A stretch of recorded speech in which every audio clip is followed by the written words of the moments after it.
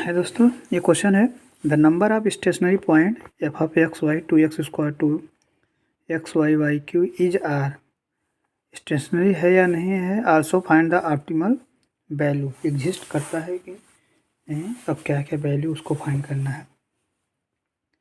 यार मान लेते ये जेड बराबर दिया है 2x² 2xy minus Y Q.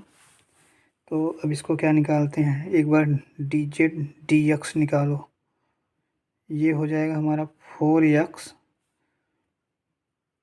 2y।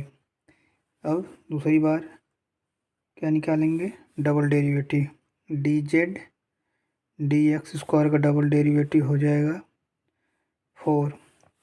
अब एक बार y के रिस्पेक्ट में डेरिवेट करें,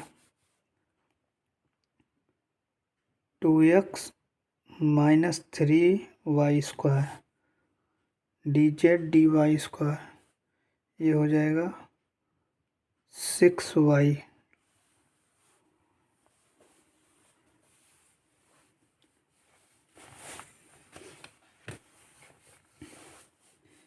तो ये हमारा आ गया।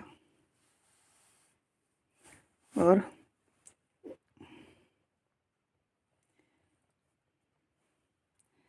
अब इनसे क्या निकालें, क्रिटिकल पॉइंट निकालने। फॉर क्रिटिकल पॉइंट के लिए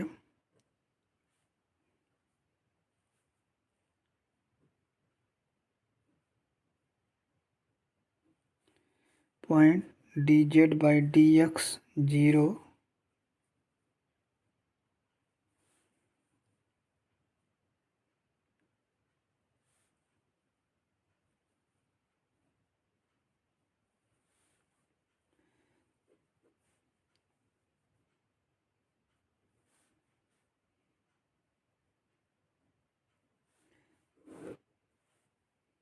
यहाँ पे पुट करेंगे।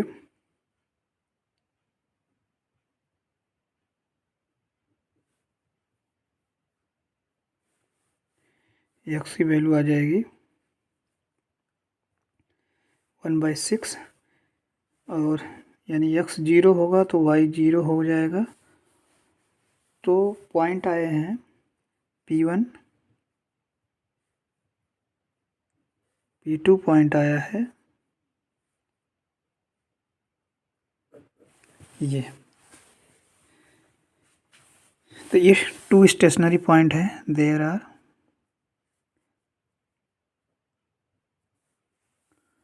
2 स्टेशनरी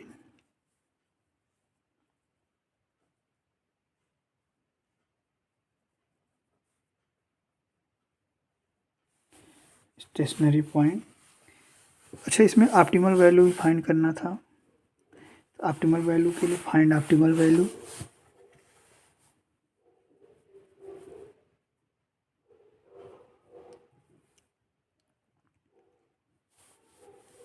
एट पॉइंट P1 जो है 0 0।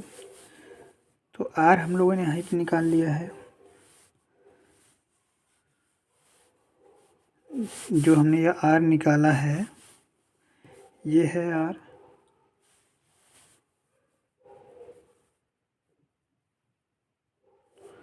और ये तो हमारी वैल्यू 0 0 या किसी पे निकाल लो, ये 4 ही आया है।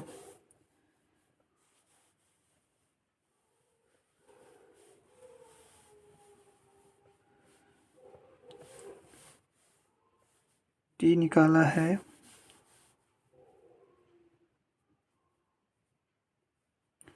इसका, हमें किस पॉइंट पे निकालना है, 0 0 पे। तो यार ये तो -6y इंटू 0 0 हो जाएगा। अब T निकालना है,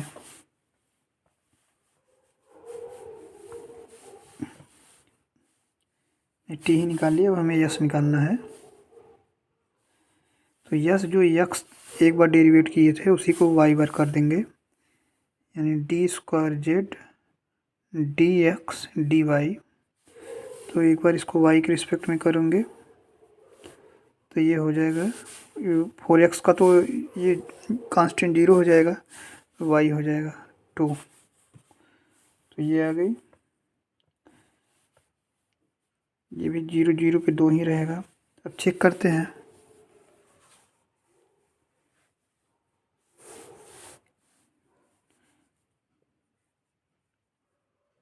are T minus S square क्या है, ग्रेटर देन 0 है, क्या है? आर की वैल्यू 4, टी की वैल्यू 0, एस स्क्वायर 4, तो -4 ग्रेटर देन 0 पॉसिबल है? नो। और आर की वैल्यू ग्रेटर देन 0 है या लेस देन, आर की वैल्यू 4, ये तो पॉसिबल है बट ये नहीं पॉसिबल है, इसलिए यहाँ पे point at the point 0 0, so at point 0 0 is a saddle point.